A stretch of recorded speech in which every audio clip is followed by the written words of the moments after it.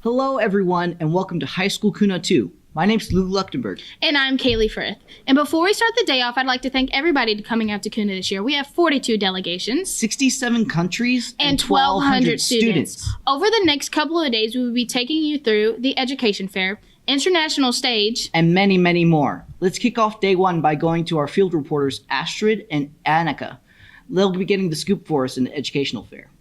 Thanks, Luke and Kaylee, for introducing me. I'm here at the Educational Fair, ready to take some interviews. Let's go! I'm here with Taylor Diamond, Allie Viney, and Shelby Black. What country are you guys representing? Rwanda. Can you tell me a little about your resolution?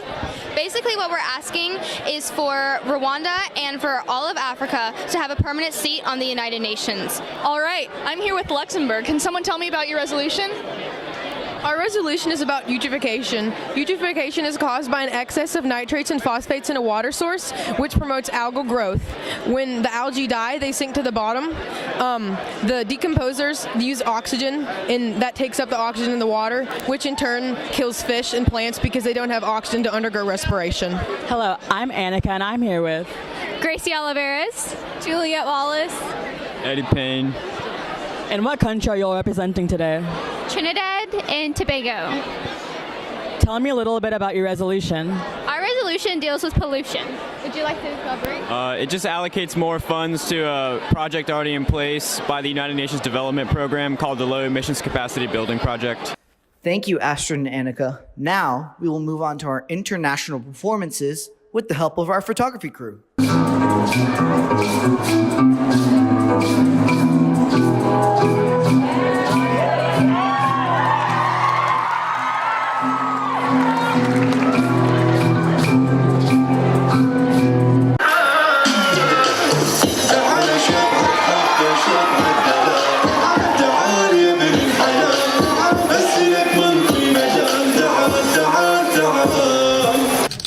Not everyone is this lucky. Many defectors remain in prison or even concentration camps. The media portrays a beautiful North Korea, whose only problem is who they are going to bomb next. This is not the North Korea that we know.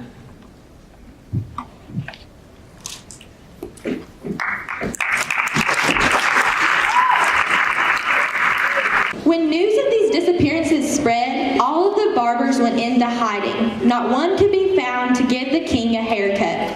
His hair grew extremely long, and he became more embarrassed and angry with each passing day. Thank you, everybody, for joining us on this beautiful first day of KUNA 2. That was pretty awesome, wasn't it? Oh, yeah, it pretty much was. And we had Global Village for the first half of it, and it was actually pretty amazing. I seen some amazing booths that a lot of schools have came up with. Sudan had a beautiful booth and a very symbolized and a very important kind of educational experience that they walked me through. Their main thing was starvation, and they had pictures to even prove everything. And then we also had Mexico, and who had the wall, and they were explaining us why it shouldn't be built and all this other stuff. And you also got to draw on the wall. And not to mention, we also had Samoa with their beautiful treasure hunt game. And then we had a casino, and we had a boxing arena, and we also just had a lot of big and amazing things. I know England even had like a disco type thing, and it was actually very brilliant, and I feel like everybody tried their hardest, and I think they actually put the message out there, and everybody was very, very serious, yeah. Very serious about their stuff, basically, yeah. Well, international stage wasn't bad. First we had like St. Patty's as well. That was pretty awesome. Like with the horse with his ears. That was, I don't think I've ever heard that story like that before. Right. And the dances were amazing too. I mean, like freaking Iraq. That was pretty awesome. Yeah, so as well as like was. Spain, the mariachi band, as well as like all the dancing. I thought that was pretty good. I think today went very, very well, and I cannot wait to see what day 2 has in store. So, thank you guys, and we'll see you tomorrow. See ya! Good morning, KUNA 2. I hope you had a great first day. I know I did. What about you, Kaylee? I actually had an amazing day, and this morning we have a treat for you guys. That's right, Kaylee. We have the honor of interviewing the Secretary General, Aisha Assad, and her fellow presiding officers and having them answer some of our questions. Hello everyone, my name is Aisha Assad and I am the Secretary General for the Kentucky United Nations Assembly Conference Number 2. Hi, my name is Palmer Lessenberry. I'm the President of the UN General Assembly. Hi everybody, my name is Alex Mills. I am the Deputy Secretary General. So the Secretary General leads the KUNA, basically. We're in charge of giving speeches. We meet with a lot of resolution authors who pass through the summits to decide whether or not we're going to endorse resolutions or not, and really just welcoming everyone and making everyone feel home. So my main role is sort of just facilitating debate amongst everyone at the same time, but I also do some behind the scenes stuff and sort of work with chairs in some degree.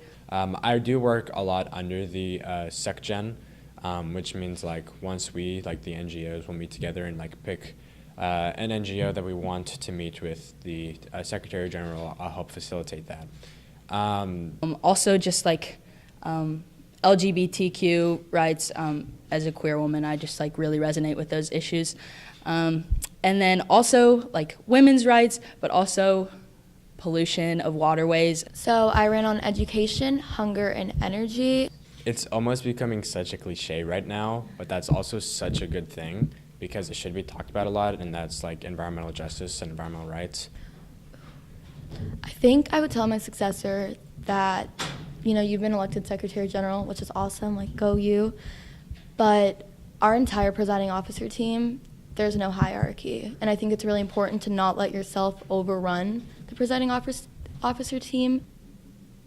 Cherish every moment. And we're like building our own confidence and building our own voice, so by the time that we get out there and we're ready to like speak our own mind, we're gonna do a pretty darn great job. Thank you for answering some of our questions and enlightening us on world issues. Now let's move on to our first round of candidate speeches. We had some really good candidates for the first session. They gave amazing speeches that talked about human rights and world issues that we are still facing today and we will continue to face in the future if we don't make a change. And another event that happened today was the International Court of Justice, or ICJ. ICJ, for those of you who don't know, is one of the principal bodies of the UN. It mediates disputes between the UN member states and provides advice to General Assembly on issues relating to international law. Basically, the Supreme Court of the UN. Now, on to our last round of candidate speeches. The second round of candidate speeches went great.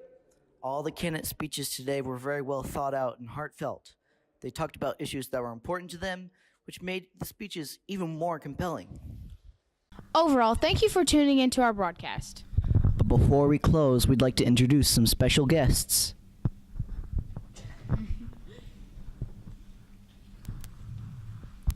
Hi, I'm Chance Gregory, and I was a field reporter, scriptwriter, and videographer. I'm Luke Luchtenberg, and I was your anchor and supporter of the broadcast team. My name is Kaylee Frith, and I was an anchor. Hi, I'm Master Trucks, and I've been your friendly field reporter and videographer. I'm Anna K. Halden. I was a field reporter and videographer. And I'm Amelia Curry, and I was your assistant editor for KUNA 2 this week. And that's the wrap!